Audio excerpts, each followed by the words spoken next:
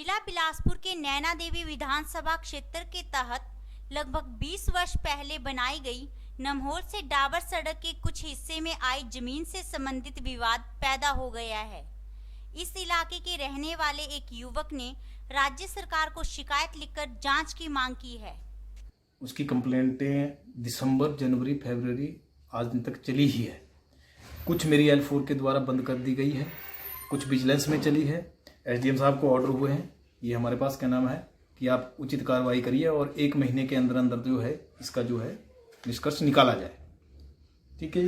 लेकिन इसमें कोई भी ना प्रशासन साथ दे रहा है, ना सरकार गवर्नमेंट क्या नाम साथ दे रही है। कम से कम 9 कंप्लेंटें मेरी जो है ऑनलाइन है और मैंने ये प्रिंट निकाले हैं और एक की भी आज दिन तक कोई भी कंप्लेंट जो है पूरी नहीं हुई और ना ही इन्होंने कोई जवाबदेही दी है। जवाबदेही में कभी L4 द्वारा बंद कर दी जाती है, कभी L2 L1 के द्वारा बंद कर दी जाती है और एक ही तथ्य से जुड़ी है ये सारी जानकारी, एक ही चीज़ से जुड़ी हुई 9 कंप्लेंटें हैं और मुझे मतलब कंप्लेंटों के ऊपर कंप्लेंटें करने पड़ रही है। और इससे ना कोई सरकार 1100 में और सोशल मीडिया में मैंने इस चीज़ को उजागर भी किया है और बताया भी है, और लेकिन इस पे कोई भी कार्रवाई नहीं हो रही है। मुझे उम्मीद है कि कुछ ना कुछ तो हमारी जो सरकार है, मुझे उम्मीद है कि इसका निष्कर्ष निकाला जाए। और जो भी हमारे जैसे SDM साहब को ऑर्डर हुए हैं, यहाँ हमारे कानगो साहब गए, पहले भी गए, फॉरेस्ट वालों के साथ गए, तो उन्होंने वहाँ पे उतरते हुए बोला कि यहाँ हिंदुस्तान में सब कुछ जायज़ होता है।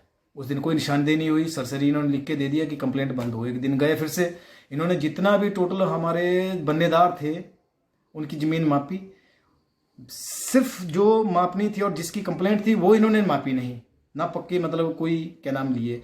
इन्होंने बन्नेदारों के सिग्नेचर किए और मेरे सिग्नेचर चाह रहे थे कि ये सिग्नेचर कर दे, कंप्लेंट बंद करनी है हमने। तो इसलिए मुझे इंक्वायरी चाहिए इस चीज़ की। विजिलेंस में 8186 के तहत संजय कुंडू जी के पास ही भी ये शिमला में इसकी कंप्लेंट है और फाइल है, और DSP साहब के पास भी। और इन्होंने जितने भी अपने दस्तावेज दिए हैं PWD वालों ने, वो झूठे दस्तावेज दिए हैं विजिलेंस वालों के पास। जहाँ से इनको कम्पनसेशन मिला है, जो सरकारी कार्रवाई थी वही जवाबदेही दी है इन्होंने। लेकिन यथावत जो चीज़ है वो सरकारी जगह में गई है और 90 डिग्री में जो है इन्होंने रोड उतारा है। हम प्रशासन से पूछना चाहते हैं कि 90 डिग्री में कोई गाड़ी उतार सकता है? 90 डिग्री में अगर रोड उतरा है तो इसकी इंक्वायरी क्यों नहीं हो रही है?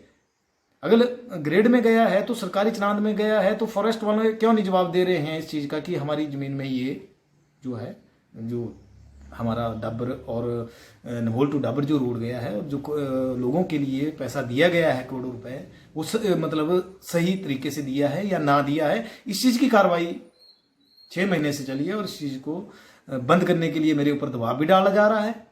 कई बार तो मुझे इन्होंने मतलब थ्रेडिंग भी अंदरूनी, मतलब जैसे क्या नाम होते हैं कि ऐसा हो जाएगा लोगों के जरिए, जी ऐसा हो जाएगा, तेरे को ऐसा कर देंगे ये लोग, तेरे को वैसा कर देंगे, मतलब किसी ना किसी तरह से जो है नुकसान पहुंचाने की कोशिश करेंगे।